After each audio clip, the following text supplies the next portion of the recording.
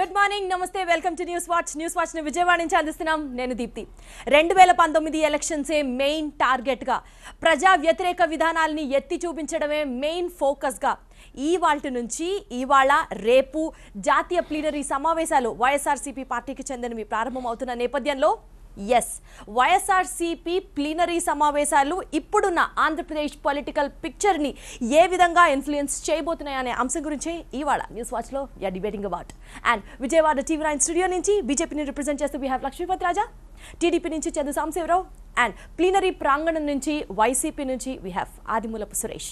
To start with Suresh garu, మీతోనే మొదలు పెడితే పూతరేకలు కాజాలు ఈ రకంగా ఉండదు మా ప్లీనరీ. కేవలం ప్రజా విధానాలని ఎత్తి చూపించే విధానంలోనే, అంటే ప్రభుత్వం ఎక్కడైతే వైఫల్యం చెందిందని మీరు భావిస్తున్నారో వీటినే మెయిన్ గా ఫోకస్ చేస్తూ చెప్తామని చెప్తున్నారు. అయితే ఇది ఒకటే మీరు ఫోకస్ చేయడం, పార్టీకి సంబంధించి దిశ దశ కూడా ఏమన్నా మీరు ప్రణాళిక రెడీ చేసుకున్నారా? ప్రజల ముందుకి తీసుకురాబోతున్నారా? What is all your plenary about? నమస్కారం అండి. ఈరోజు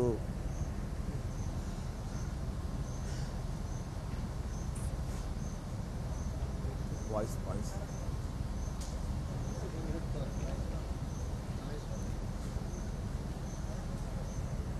సురేష్ గారు చెప్పండి. వాయిస్ రావట్లేదు. వాయిస్ హలో లేదు, వినిపిస్తోంది, మాట్లాడండి. సురేష్ గారు వినిపిస్తోంది, మాట్లాడండి.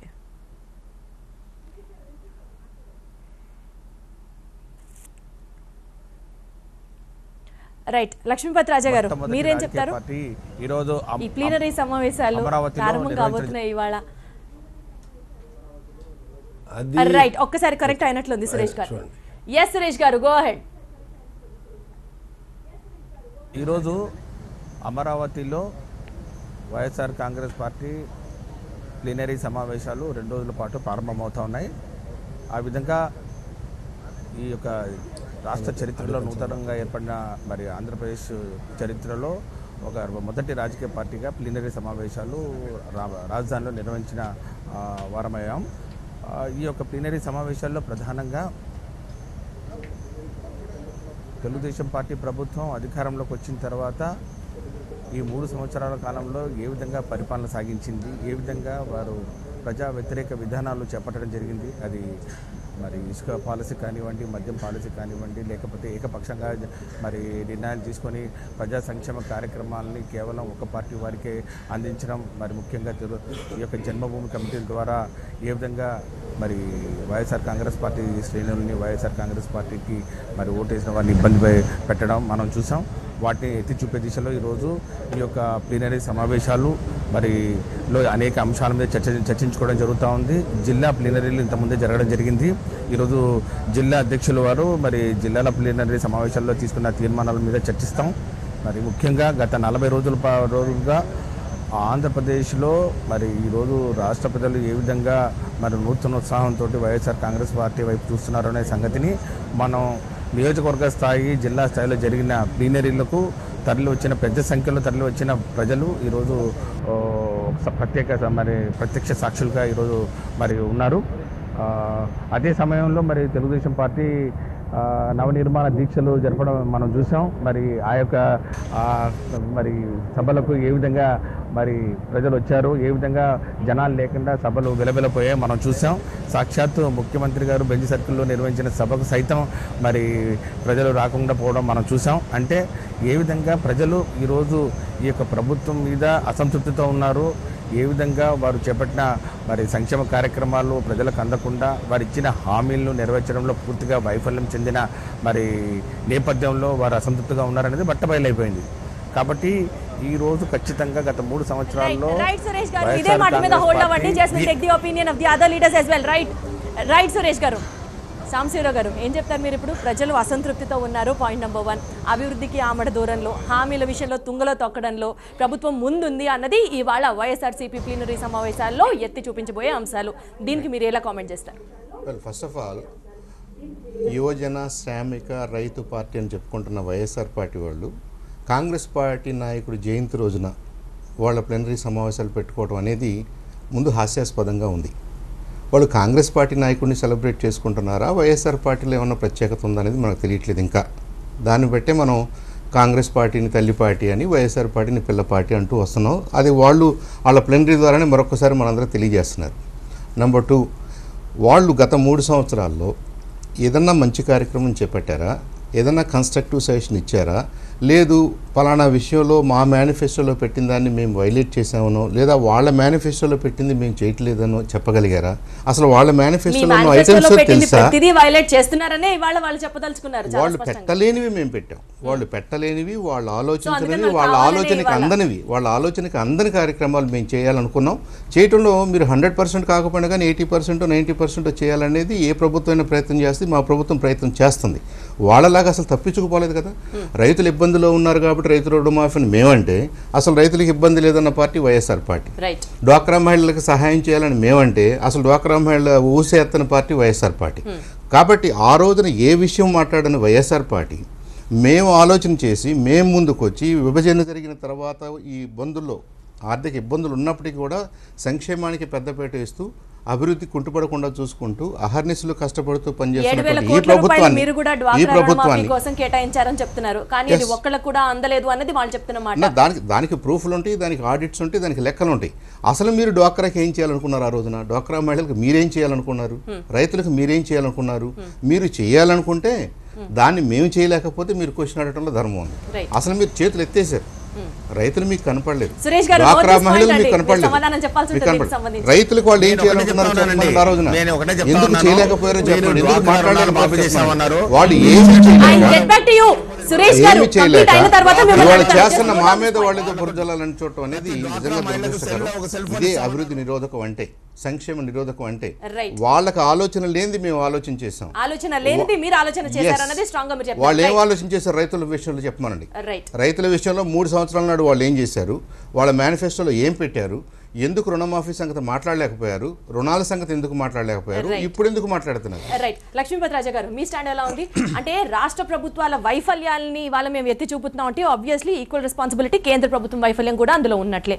సో దీన్ని మీరు యాక్సెప్ట్ చేస్తారా? కేంద్ర ప్రభుత్వం వైఫల్యం అనడానికి మా మిత్రపక్షమైన అధికార పార్టీ కాదు కదా, ఏ పక్షానికి కూడా అవకాశం లేదు, అర్హత లేదు, ఆలోచన కూడా విరమించాలి.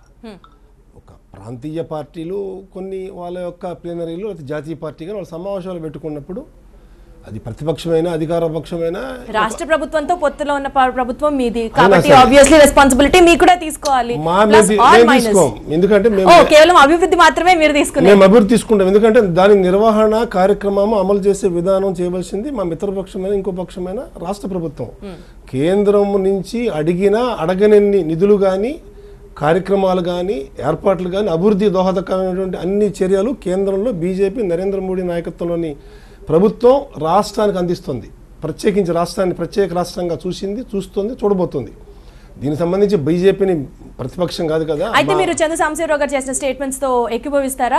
ఏదైతే వైఎస్ఆర్సీపీ పార్టీ చెయ్యలేనిదో టీడీపీ వాళ్ళ చేసి చూపిస్తుంటే వాళ్ళు దాన్ని వాళ్ళ పాయింట్అవుట్ చేయడమే తప్ప వేరే ఉద్దేశం కనిపించట్లేదు అన్నది ఆయన చెప్తున్న స్టాండ్. మీరు ఏకీభవిస్తారా? నేను ఎందుకు ఏకీభవిస్తాను? మా మిత్రపక్షము ప్రధాన రాజకీయ పక్షము ప్రతిపక్షాన్ని రోజు అభివృద్ధి పదంలో నడిపిస్తుంది వాళ్ళ పార్టీ కంటే.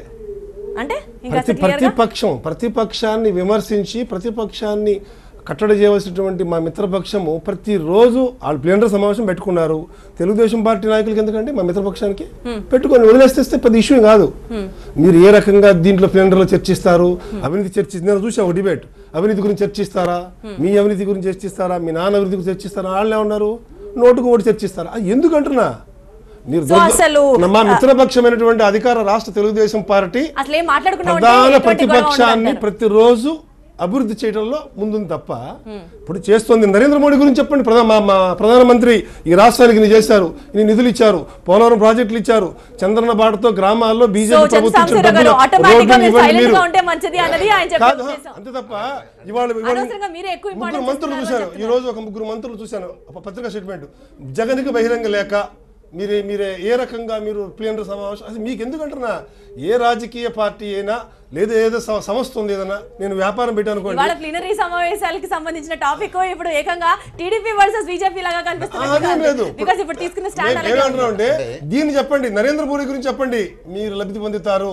ప్రధానమంత్రి దేశంలో చేస్తున్నటువంటి ఆర్థిక సంస్థల గురించి మీరు చెప్పండి, మీరు లబ్ధి పొందుతారు. రాజా గారు దీనికి మీరు ఎలా రియాక్ట్ అవుతారు?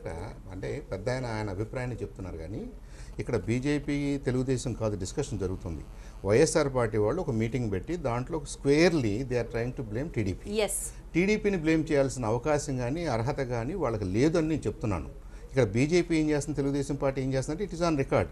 మేము ఏం చేస్తున్నామో కలిసే చేస్తున్నాము, మేమిద్దరం ప్రభుత్వంలోనే ఉన్నాం కాబట్టి మాకేం ప్రాబ్లం లేదు, మేము కొన్ని ప్రయత్నాలు చేస్తున్నాం.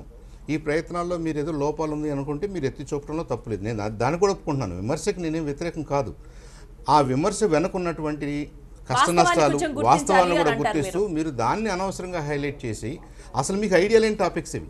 ఇప్పుడు వైఎస్ఆర్ పార్టీ సురేష్ గారిని ఒక మాట అడగండి, మీరు ఏం చేయాలనుకున్నారు, ఏం జరగట్లేదు. వాళ్ళు ఏం చేయాలనుకున్నారు, ఏమి చేయాలనుకోలేదు.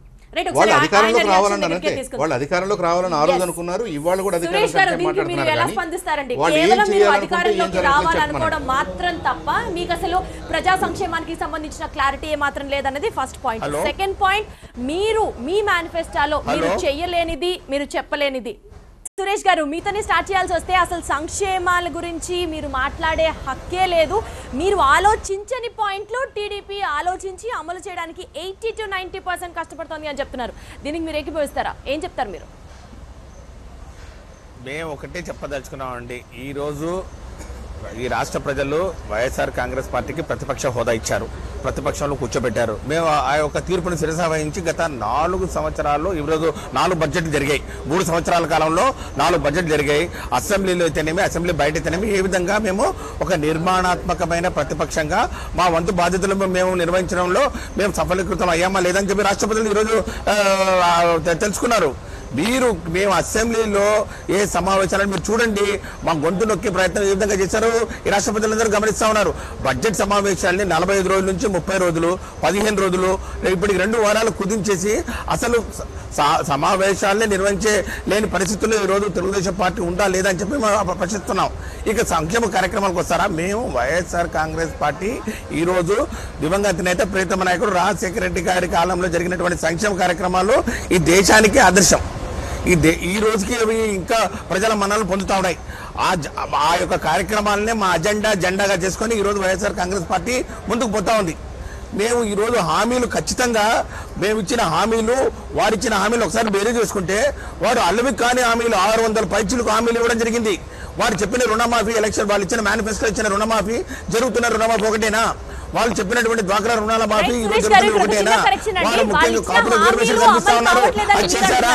రైతు రుణమాఫీ మీరు ఆ రోజు అసలు అక్కర్లేదన్నారు కదా, ఇవాళ మీరు ఎలా పాయింట్అవుట్ చేస్తారన్నది వాళ్ళు అడుగుతున్న పాయింట్. కేంద్రానికి లెటర్ రాశారు కదా, రైతు రుణమాఫీ ప్రజల పక్షాన మీరు ప్రజలకు మాట్లాడారు. ఇవాళ మీరు అదే పాయింట్ ఎలా ఫోకస్ చేస్తారు? దీప్తి గారు ఒకటే అడుగుతున్నాము, ఈ రోజు కరెక్టే మేము 1,00,000 కోట్ల రూపాయలు రుణమాఫీ జరుగుతూ ఉంది, 85,000 కోట్ల రూపాయలు ఆ రోజు ప్రభుత్వం మీద రుణం ఉంది అనే సంగతి మీకు తెలుసా తెలియదా? మరి అలాంటప్పుడు మీరు ఏ విధంగా ఆ రుణాలని 50,000 లేకపోతే 1,00,000 రూపాయల లోపు 4 విడతలు అని నీరు గార్చి ఈ రోజు కేవలం 10,000 కోట్ల రూపాయలు ఇచ్చి చేంజ్ జరుపుకున్నారు. మీరు ఇచ్చిన హామీల వల్ల కదా ప్రజలు మిమ్మల్ని నమ్మి మీకు ఓటేసి మిమ్మల్ని అధికారంలో కూర్చోబెట్టారు. ఈరోజు ప్రతిపక్షంలో మేము ఉన్నాం కాబట్టి ప్రజల తరఫున పోరాడాల్సిన బాధ్యత మా మీద ఉందా లేదా? కాబట్టి మేము ప్రజల తరఫున పోరాడుతున్నాం, మీరు ఇచ్చిన హామీలు నెరవేర్చమని. ఇప్పుడు మేము చెప్పింది కాదు, మేము అడిగింది మీరు చెప్పిన మేనిఫెస్టో. ఇప్పుడు మమ్మల్ని అందుకే కదా ప్రతిపక్షంలో కూర్చోబెట్టారు, మమ్మల్ని ప్రతిపక్షంలో కూర్చోబెట్టారు కదా. ఈ రోజు కేవలం 1.5% ఓట్లతోటి ఈ రోజు మేము అధికారాన్ని కోల్పోవడం జరిగింది. మీరు ప్రజల సంక్షేమాన్ని పట్టించుకోకుండా, మీరు ప్రజా రంజకమైన పరిపాలన చేయకుండా, రైతులకు మేలు చేయకుండా ఈరోజు కేవలం ఫిరాయింపుదారులతోటి మరి ఎమ్మెల్యేలను, ప్రజాప్రతినిధులను అటుపక్క ఫిరాయించేసి అందరు మా పక్క వస్తున్నారు, ఆకర్షితులు అవుతున్నారని చెప్పి ప్రజలను మరి భ్రమలో పెట్టే ప్రయత్నం చేస్తున్నారు మీరు ఈరోజు. కాబట్టి ఈ రోజు కరెక్టే, మా మేనిఫెస్టో గురించి మాట్లాడలేదు, మేము ప్రతిపక్షంలో ఉన్నాం. మీ మేనిఫెస్టో తరఫున అమలు చేసే తరఫున పోరాడాల్సిన బాధ్యత ప్రజలు మాకు ఇచ్చారు. ప్రతిపక్షంలో మేమున్నాం. అదే డిబేటబుల్ సబ్జెక్ట్ గా నడుస్తుంది. ఎందుకంటే ఏం జరగట్లేదు సంక్షేమం అన్నది మీరంటారు, జరుగుతూనే ఉంది సంక్షేమం, ఇన్ని వేల కోట్ల నిధులు మేము ఇస్తున్నాము అంటూ వాళ్ళు చెప్తారు. So that's never ending debatable subject. Right, మిగిలిన విషయాలకు వస్తే మీరు ఎన్డీఏ అభ్యర్థికి, ప్రెసిడెన్షియల్ అభ్యర్థికి మీరు వెళ్ళి మరీ మద్దతు పలికారు. ఇంకా ఎవ్వరికి అసలు ఆయనకి పోటీయే అనవసరం అనుకుంటూ మీరు స్టేట్మెంట్స్ ఇచ్చారు. ఎలా చూస్తారు దీన్ని? అంటే బేసికల్గా మీరు అధికార పక్షంతో పాటు వెళ్తున్నారా, లేకపోతే ప్లీనరీ సాక్షిగా వాళ్ళని ఎండగట్టే ప్రయత్నం చేస్తున్నారా? మీ స్టాండ్ ఏంటనేది క్లియర్గా పబ్లిక్కి చెప్పండి.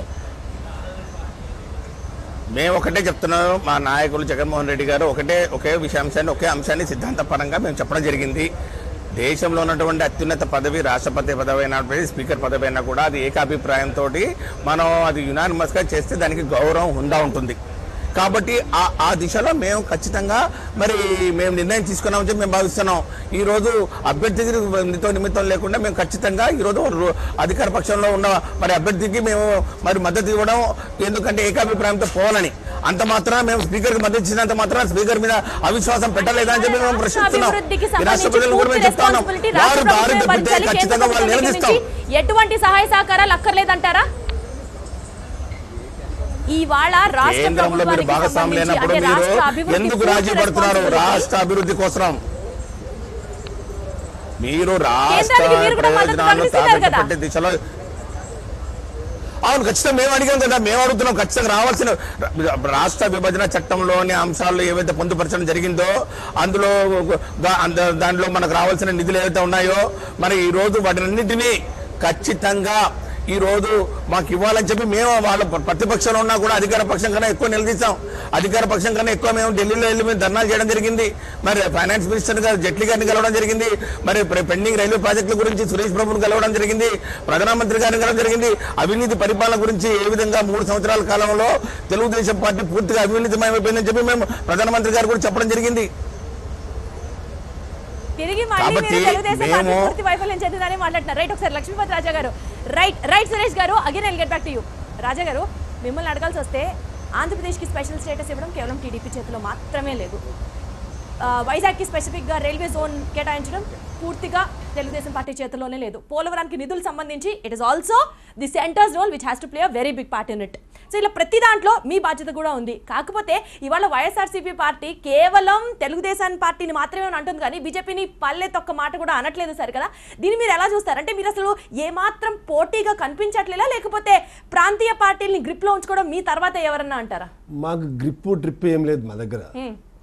ప్రధాన ప్రతిపక్షమైన ఆంధ్రప్రదేశ్లో వైఎస్ఆర్ పార్టీ, మా మిత్రపక్షమైనటువంటి తెలుగుదేశం పార్టీ అయినా మిత్రపక్షం ఏమంటున్నామో ఒక్కొక్క యాంగిల్లో పోతా ఉన్నది. ఇదంతా మేమే చేశాము, మా మహిమే, అన్నిటికీ మా మహిమే. ఇందాక సురేష్ గారు మాట్లాడుతూ కూడా ప్రధానమంత్రికి చంద్రబాబు నాయుడు వైఫల్యం అంటూ లేఖ రాశారని చెప్తున్నారు, కానీ డైరెక్ట్ గా ప్రధానమంత్రిని ఎందుకు అడగలేకపోతున్నారు? ఎవరు అడగాలి? That's what I am asking. ఎవరు అడగాలి? ప్రధాన ప్రతిపక్షంగా వాళ్ళకి బాధ్యత లేదా? ప్రధాన ప్రతిపక్షం అనేక సందర్భాల్లో వాళ్ళ వినతులు, లేకపోతే కలవటాలు, లేకపోతే ఇంకో వాళ్ళ యొక్క సందర్భానుసారం మాట్లాడుతూ ఉన్నారు.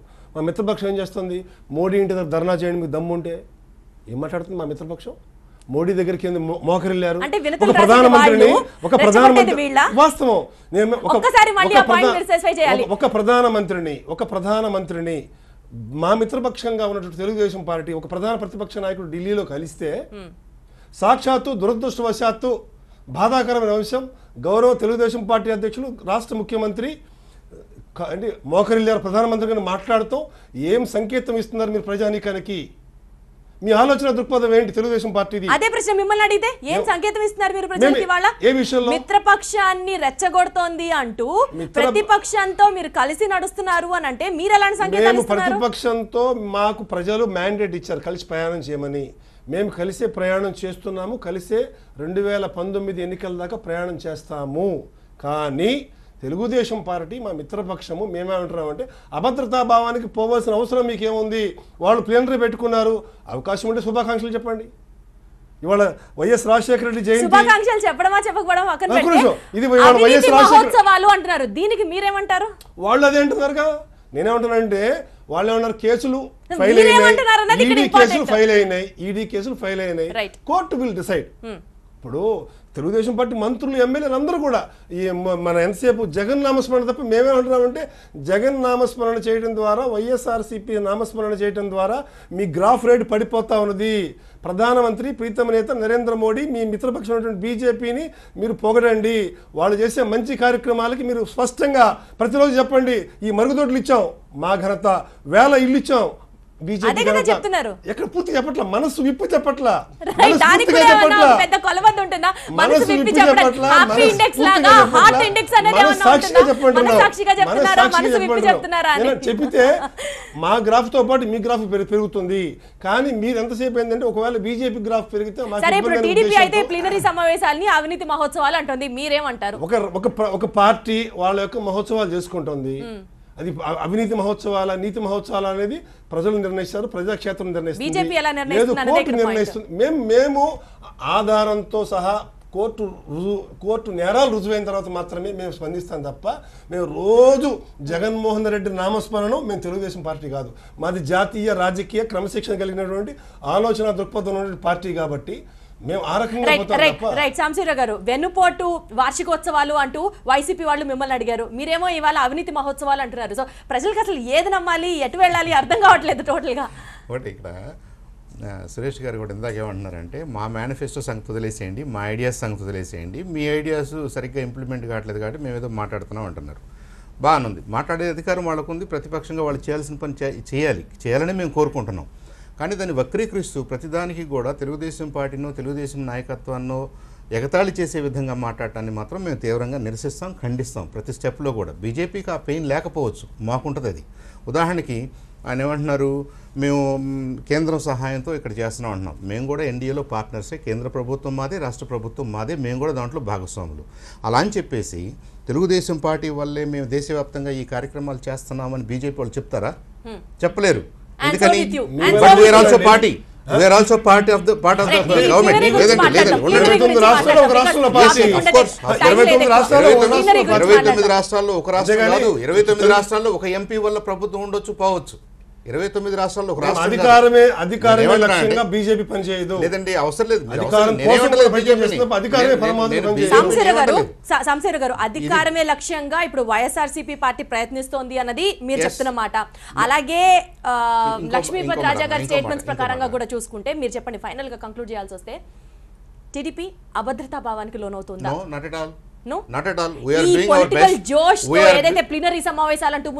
ప్లీనరీ సమావేశాలు వాళ్ళ పార్టీకి సంబంధించిన అంతర్గత విషయాలు, నేనేం దాని గురించి మాట్లాడలేదు. వాళ్ళ కామెంట్స్ నేను రియాక్ట్ అవుతున్నాను.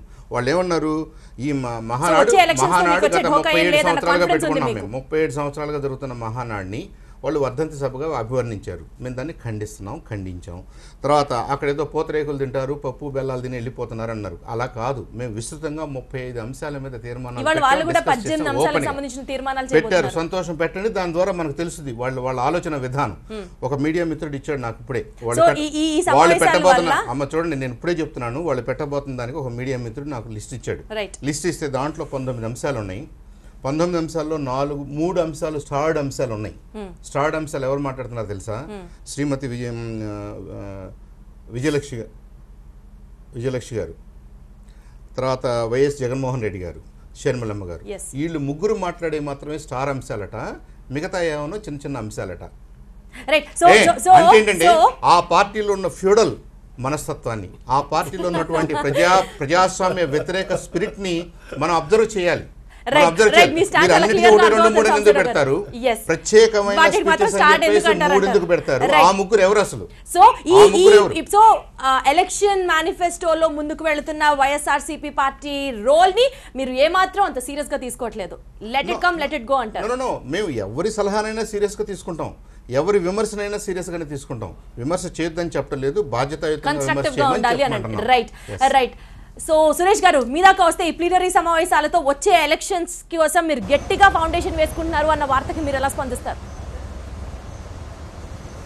మేము ఒకటే చెప్తా ఉన్నాం, క్షేత్రస్థాయి నుంచి ఈరోజు వైఎస్ఆర్ కాంగ్రెస్ పార్టీ ఏ విధంగా బలోపేతం అయిపోతుందనేది గత 40 రోజుల్లో 175 నియోజకవర్గాల్లో నియోజకవర్గ స్థాయి ప్లీనరీలు అయితేనేమి, జిల్లా స్థాయి ప్లీనరీ అయితే జరిగిన తీరు అర్థం పడతా ఉంది.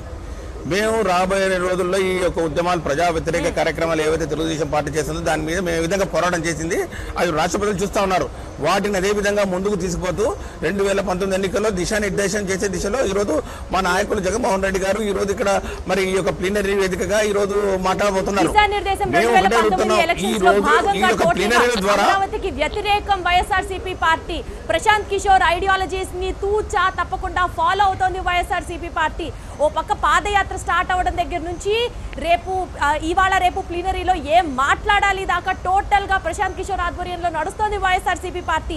ఇదంతా కేవలం ఎలక్షన్స్ కోసమే చేస్తోంది వైఎస్ఆర్సీపీ పార్టీ అంటూ వస్తున్న వార్తలపై మీరు ఎలా స్పందిస్తారు? మేము ప్లీనరీలు ప్రతి 3 సంవత్సరాలకు ఒకసారి మేము నిర్వహించుకోవడం జరుగుతూ ఉంది. ఇది మాది 3వ ప్లీనరీ. 2011 నుంచి 2014, 2017కు ప్రతి 3 సంవత్సరాలకు ప్లీనరీ నిర్వహించుకోవడం, ప్లీనరీలో మా యొక్క జాతీయ అధ్యక్షుని ఎన్నుకోవడం ఇది ఆనవాయితీ. ఈ రోజు నోటిఫికేషన్ రిలీజ్ చేస్తారు, సాయంత్రం స్క్రూటినీ జరుగుతుంది, రేపు అధ్యక్షుని ఎన్నుకోవడం జరుగుతుంది. నంబర్ 1. నంబర్ 2, మేము జిల్లాలో ఈ రోజు క్షేత్రస్థాయిలో శ్రేణులు ఏ విధంగా ఈ యొక్క సమస్యల మీద మరి ముఖ్యంగా ఈ యొక్క తెలుగుదేశం పార్టీ 3 సంవత్సరాల అధికారంలో ఏ విధంగా ప్రజా వ్యతిరేక కార్యక్రమాలు చేపట్టడం జరిగింది, ఏ విధంగా మరి అవినీతి పరిపాలన సాగుతుంది, మరి ఏ విధంగా మరి ఈ యొక్క సంక్షేమ కార్యక్రమాలు ప్రజలకు అందుబాటులోకి రాకుండా పోయి అనే అంశాల మీద మేము ఆల్రెడీ చర్చించుకోవడం జరిగింది. వాటి మీద ఈరోజు తీర్మానాలు చేస్తాం. అది అవినీతి పరిపాలన కానివ్వండి, లేకపోతే అసంపూర్తిగా మిగిలిన ప్రాజెక్టులు కానివ్వండి, లేకపోతే రైతులకు మేలు చేసే మరి కార్యక్రమాలు ఏవైతే ఉన్నాయో వాటిని నీరు కార్చడంలో ఏ విధంగా మరి తెలుగుదేశం పార్టీ వ్యవహరించింది కానివ్వండి, అనేక అంశాల మీద మేము తీర్మానాలు చేపడుతున్నాం. ఇది మాకు వేదిక. జరగబోతున్న వైఎస్ఆర్సీపీ పార్టీకి సంబంధించిన 3వ ప్లీనరీ సమావేశాల్లో భాగంగా నిజంగా ఇవి వెన్నుపోటు వార్షికోత్సవాలా లేకపోతే అవినీతి మహోత్సవాలా అన్నది ప్రజలే డిసైడ్ చేస్తారు. అండ్ ఇక బీజేపీ స్టాండ్ గురించి మాట్లాడితే గతంలో మహానాడు చూసాం, ఇవాళ నుంచి ప్లీనరీ చూస్తాం. పాత మిత్రుడితో ఫ్రెండ్షిప్ కొనసాగిస్తారా, కొత్త మిత్రుడితో పయనం సాగించబోతున్నారా అన్న అంశాలు కూడా రాబోయే ఏపీస్ పొలిటికల్ పిక్చర్ లో ఒక మేజర్ రోల్ ప్లే చేస్తున్న నేపథ్యంలో ఇది వాటి న్యూస్ వాచ్. నేతలందరికీ పార్టిసిపేట్ చేసినందుకు థ్యాంక్ యూ సో మచ్. మరిన్ని లేటెస్ట్ అప్డేట్స్ కోసం చూస్తూనే ఉండండి TV9.